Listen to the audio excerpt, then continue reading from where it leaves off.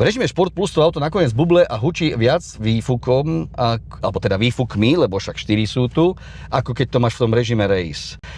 A každý má tendenciu zapnúť ten najviac režim, lebo keď chce z toho auta čo najviac dostať, ale v tomto režime, nie je to prvé auto mimochodom, ktoré to tak má, že vlastne Sport Plus, čiže nejaký nižší režim, ktorý nemá taký dôraz na maximálny výkon, dynamiku a všetko to, ale je to teatro, tak v tomto režime to tak hučí, že absolútne na mieste je povedať, že talianské autá sa absolútne môžu červenať, čo dokážu v porovnaní s týmto autom.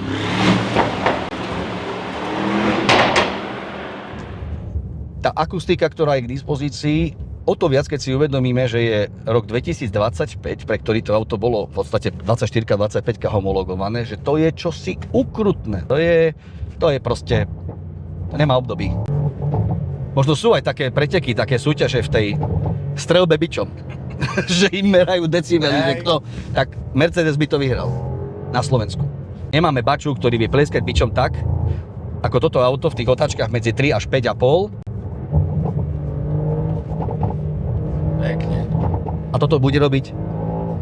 Sú riešenia, sú autá, ktoré to urobia párkrát a potom prestanú, lebo výfuk je taký nažhavený, že treba, aby sa vychladil. Toto to bude robiť.